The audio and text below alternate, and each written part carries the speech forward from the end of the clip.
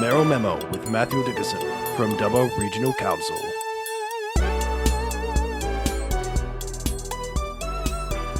Minutes away from 8 and 12 away from 8. It's Monday morning. It is the 13th day of March 2023. Can you believe it? We're getting through it really rather quickly, actually. And it's time to head on out to the Dubbo area. And Mayor Matthew Dickerson, good morning, sir. It'll be winter before we know it, Kerry. It does seem to be flying this year. Don't tell me about it. I don't want to know, to be totally honest. Although then again, I noticed that the leaves are starting to fall, so it's all happening. It's all progressing well, notice. And the first cab off the rank this morning, I think, in light of the fires and stuff that we've had around just recently, we should talk about the Rural Fire Service, first of all, and some of the stuff that they're using. They really are a fabulous organisation, aren't they?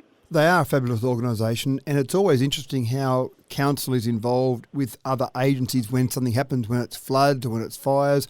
Obviously, in this particular scenario, the Rural Fire Service is the lead agency, but working with other agencies, working with council is something that I think we do very well in this state and probably across this country as well. But I actually had a chance to go out to the Rural Fire Service control room while the fires were happening and just to have a look at that operation and see how well that works and the efficiency of that, but also the technology. They've got these huge screens on the wall that are giving you a variety of different settings in terms of the fires and what's happening. So you can look at just the topography, you look at heat maps of it, you can look at dots on the screen where all the various Rural Fire Service assets are, all their various vehicles are. So you've got these different overlays.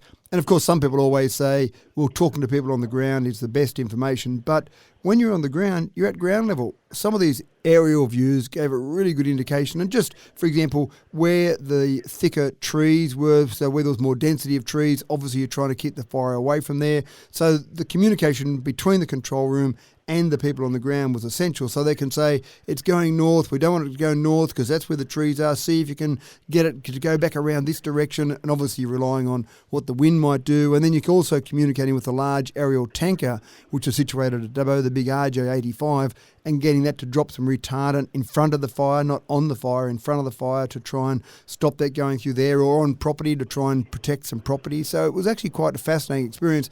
But also the sense I got from being in the room, Kerry, was very much everyone knew their job. There were lots of people there, they were doing lots of things, but they all knew their job, they all knew what they were doing. There wasn't tension or panic in the air. It was just get in, do our job, we know what we've got to do, let's make it happen here to make sure it works well out on the fire ground. So well done to an incredible number of volunteers, some of them, but an incredible number of people really involved in just trying to combat those fires.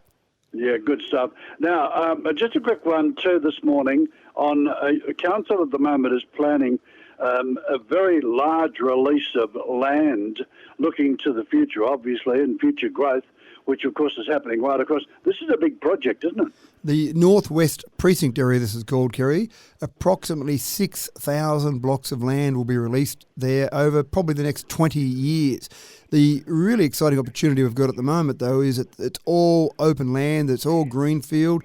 Council owns a chunk of that, but there are a number of other developers that own land there as well. So we're going through this process at the moment with what I'd call the structure plan, the overall plan of it. And then, of course, when we do that, we'll start to get down into more detail.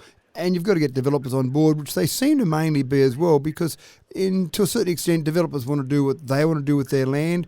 We want the amenity of this area to be fantastic. But of course, when you talk about amenity, developers get a bit scared about that because that means you might reduce the yield. So trying to get that happy compromise between amenity and yield, and maybe some changes in density there. Maybe it's no longer the idea that you just have 1,000 square metre block of land and you put one house on it.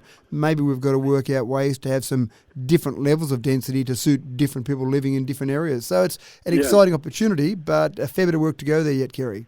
Yeah, okay. Now, the other one this morning too is, it's a bit of a little bit of a controversial one, and we've been through the same thing in talking about moving council chambers and doing all that sort of stuff, because you have a meeting once a week, and of course, here in Bathurst, it's bursting at the seams.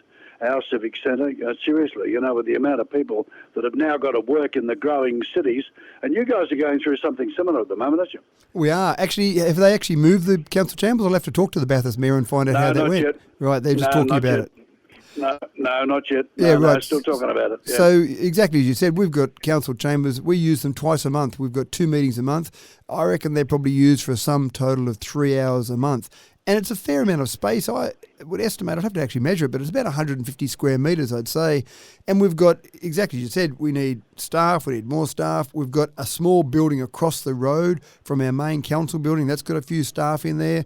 So the proposal at this stage is to take those council chambers, convert them into office space, bring our staff from across the road, that frees up another building, and then move the council chambers into some normal conference rooms that we've got so that twice a month those conference rooms would be converted over for a council chamber and then converted back.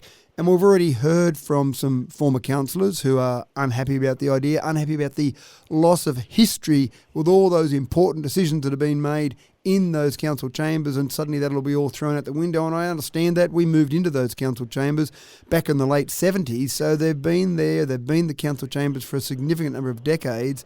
So there's that history versus the practicality and the economics of tying up all that space. I mean, seriously, these days you can almost do a council meeting off-site, can't you, to a certain extent? There was one time in my former time as mayor where there was a very highly controversial decision that council was making. We knew that we couldn't fit them all in the gallery. Back in those days, you didn't have streaming. So we actually moved our council meeting across to our civic centre so we could have an audience. We set up hundreds of seats there so we could have a huge audience in the public gallery. So we literally put the council meeting on the stage of the civic centre to then hold the council meeting. So you could have that council meeting anywhere. We also had a fire. When I first got onto council, Kerry, it was 2004, and just before that we'd had a fire in our council admin building. So for the first period of time, I can't remember how long it was, when I was at council, we were meeting in old school classrooms in the old Dubbo High building because we owned that building and we had to have the meeting somewhere, so we moved around there temporarily. So you could have it anywhere. Yeah. Thank you for your time, Tony, sir. Good to talk to you again, and we'll catch up. Thanks for that. Always my pleasure. Thanks, Kerry. Have a good one. There we go. Dubbo Mayor.